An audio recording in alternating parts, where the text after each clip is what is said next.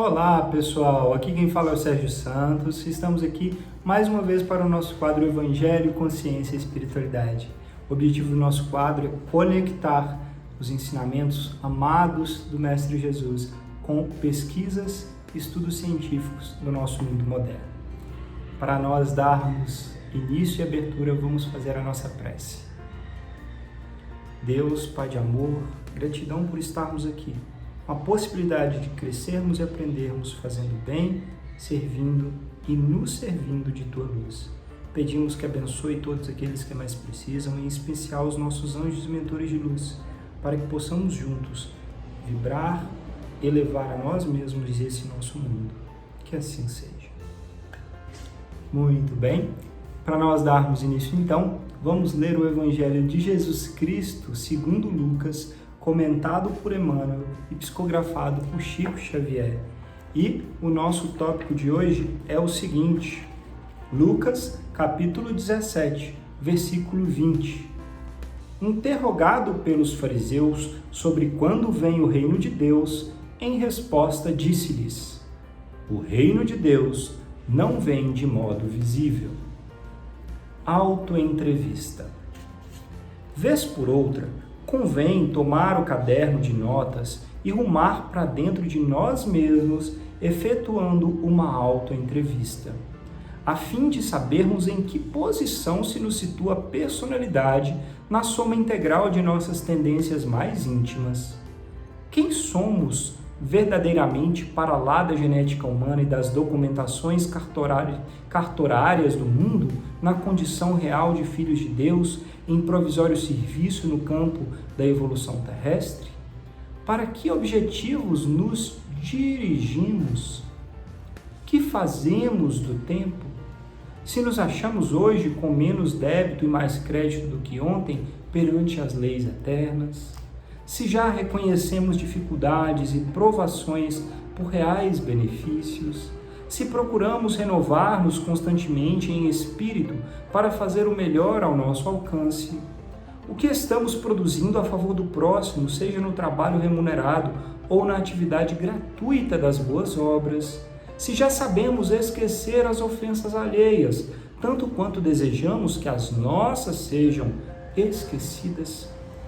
Se o nosso entusiasmo é invariável na prática do bem, nós, que nos interessamos tão vivamente pelo noticiário de cada dia acerca do que vai acontecer no mundo, de quando em quando realizemos uma entrevista com o nosso próprio espírito e estejamos convencidos de que recolheremos as mais importantes informações para orientar-nos com segurança e êxito na viagem de aperfeiçoamento em que nos encontramos, descobrindo gradativamente o reino do Senhor em nós mesmos ante a espiritualidade maior.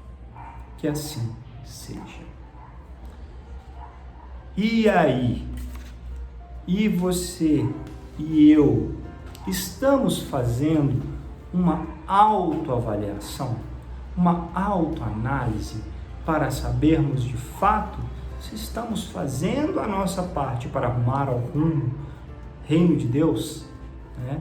Se estamos direcionando a nossa bússola moral de ações, de sentimentos para fazer o que é certo, o que Jesus ensinou. Emmanuel nos dá uma série de pontos e questões muito diretas e práticas para nós nos questionarmos. Estamos ajudando ao próximo?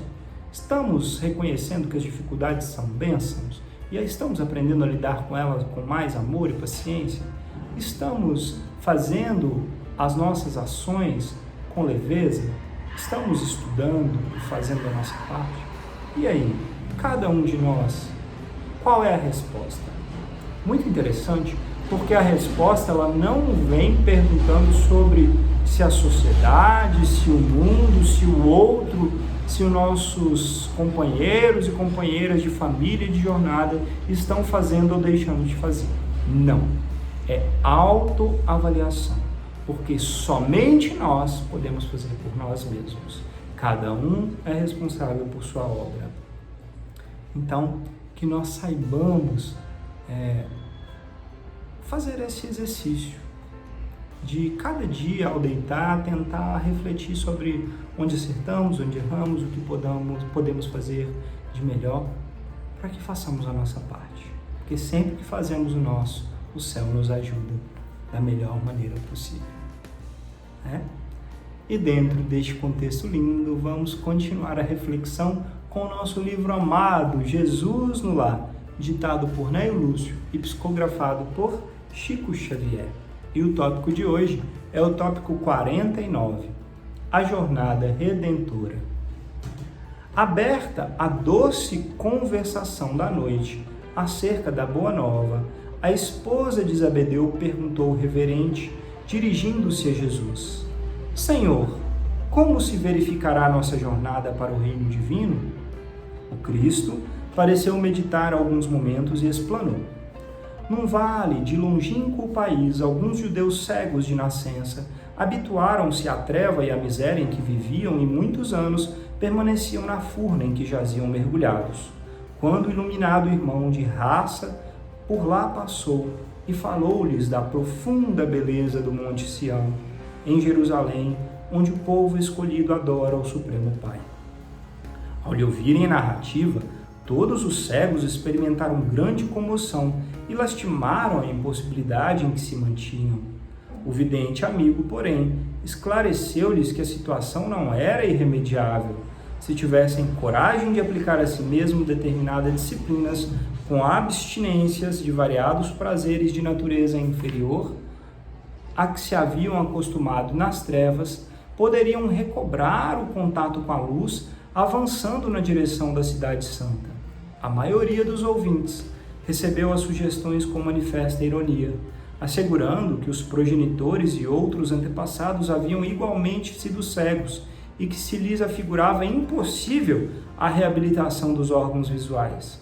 Um deles, porém, moço corajoso e sereno, acreditou no método aconselhado e o aplicou.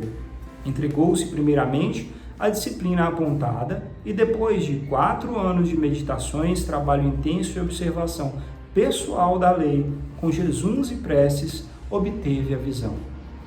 Quase enlouqueceu de alegria.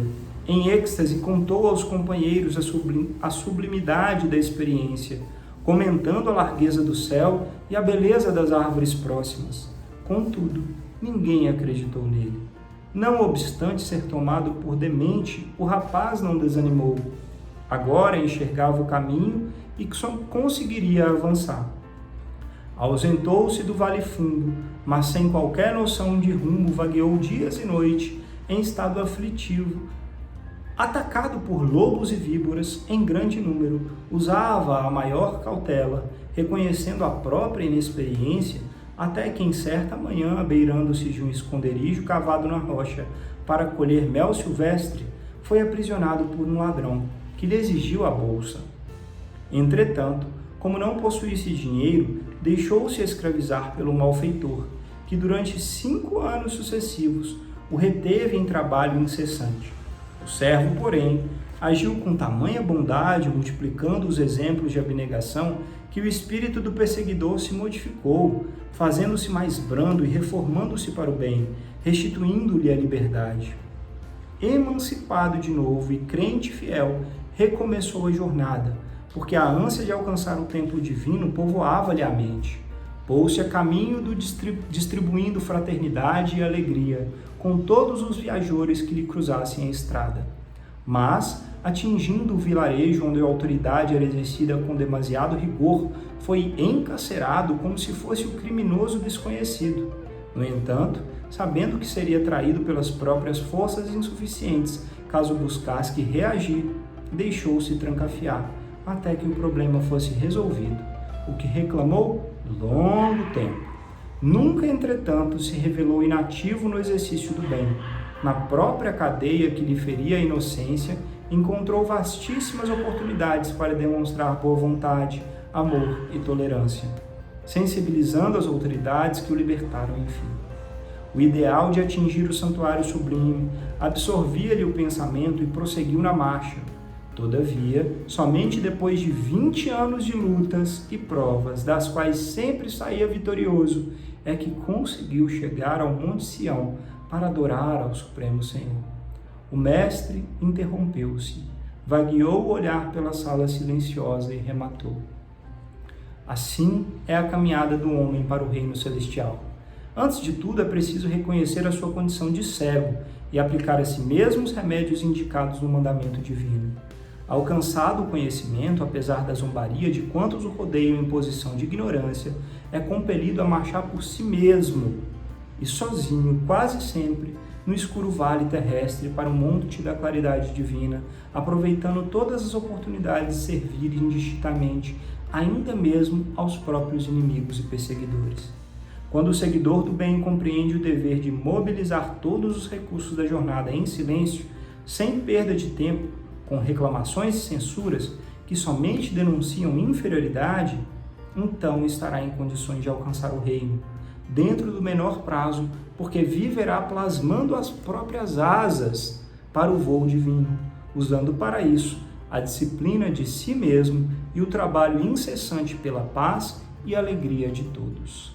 Que assim seja. Eita, que passagem linda, né? Olha só que belíssimo resumo que Jesus nos dá de como atingir o reino dos céus, os reinos celestes. Nós, aqui na Terra, somos esses cegos. Os anjos vêm, pessoas iluminadas que têm visão, né, que são videntes, como vêm e nos falam sobre as maravilhas celestes, mas a maioria não acredita. Quem acredita e entende que o método é difícil, mas funciona, faz o autoburilamento, faz aperfeiçoamento, cresce, vai melhorando até que enxerga a verdade. Aqueles poucos que começam a enxergar, começam a sonhar em atingir o reino celeste e começam uma jornada. Essa jornada ela é muito solitária, mas tem sempre o amparo de mais alto ao nosso redor. Mas nós temos que vencer a nós mesmos nas nossas inibições e provar que temos amor suficiente para atingir e plasmar essas nossas asas. E aí passamos por dificuldades, inimigos, pessoas que nos fazem cair, entraves e problemas mil. Quando nós aprendemos a lidar com tudo isso, com amor, compreensão, resolução, bondade, nós estamos provando que temos capacidade de seguir. E cada passo desse, plasmamos e criamos a nossa asa para o voo rumo a este rumo celeste de Deus, né? Então, quando um dia, passada todas essas provações, nós continuamos leves, amorosos, fazendo bem, distribuindo amor e luz aonde formos, mesmo para aqueles que nos fazem ou desejam o mal, aí sim, nós estaremos prontos para alçar o voo final rumo a Deus. Quantas encarnações e vidas precisamos para tudo isso? Depende de cada um de acordo consigo e com seu próprio esforço. Um esforço de crescimento, autoburilamento e autoavaliação constantes. E aí, nós estamos fazendo a nossa parte? Temos feito a nossa autoavaliação, nosso autoburilamento, esse aperfeiçoamento para sermos leves com todas as situações que ainda são difíceis num planeta de provas e expiações? Façamos essa reflexão constantemente, tá? E para nós continuarmos essa reflexão, hoje nós trouxemos um artigo científico cujo título é o seguinte: Autoconhecimento da personalidade. As pessoas conhecem a elas mesmas? Esse artigo científico foi publicado no Journal ou na revista que tem como título Social and Personality Psychology Compass, que quer dizer Bússola da Psicologia Social e da Personalidade, pelos autores Simone Varais e Erica Carlson.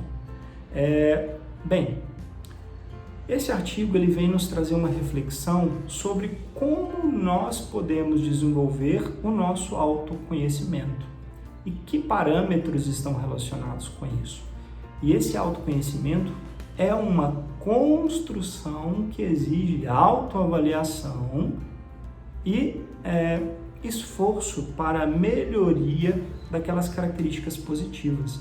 Muitas vezes nós temos a noção de que o outro nos avalia e que o outro está errado. Muitas vezes nós temos uma noção de nós mesmos que é meio falsa. A verdade, de acordo com esse artigo científico, está no meio termo. Nem tudo que nós pensamos sobre nós é real e nem tudo que os outros falam sobre nós também é real. E nós temos que ter lucidez para avaliar cada crítica construtiva que nos fazem ou não, saber julgar aquilo que nós temos que melhorar e fazer um esforço consciente para aquele melhoramento. E também deixar de lado as críticas destrutivas que só querem nos abaixar, reconhecendo os nossos potenciais. Portanto, esse trabalho que Jesus nos ensina de autoelevação, de deixarmos de ser cegos e sabermos lidar com aqueles que nos cercam, a ciência também nos mostra que nós temos essa capacidade de autoconhecimento, de melhoramento da nossa personalidade, de nossas características. Façamos então a nossa parte para a elevação rumo ao reino de Deus. Que assim seja. Vamos fazer a nossa prece de encerramento? Deus, Pai de amor e bondade, gratidão por esse lindo ensinamento, essa linda passagem. Que sejamos capazes, Senhor, de nos autoavaliarmos, fazendo um trabalho de deixarmos de ser cegos para as nossas fraquezas e que consigamos perdoar e amar aqueles que nos cercam, apesar dos defeitos que cada um carrega, assim como nós também. Que os bons anjos e mentores nos guiem, iluminem e consigamos ser e levar a Tua luz aonde formos. Que assim seja. Gratidão pela oportunidade de conversarmos mais uma vez. Namastê e até a próxima.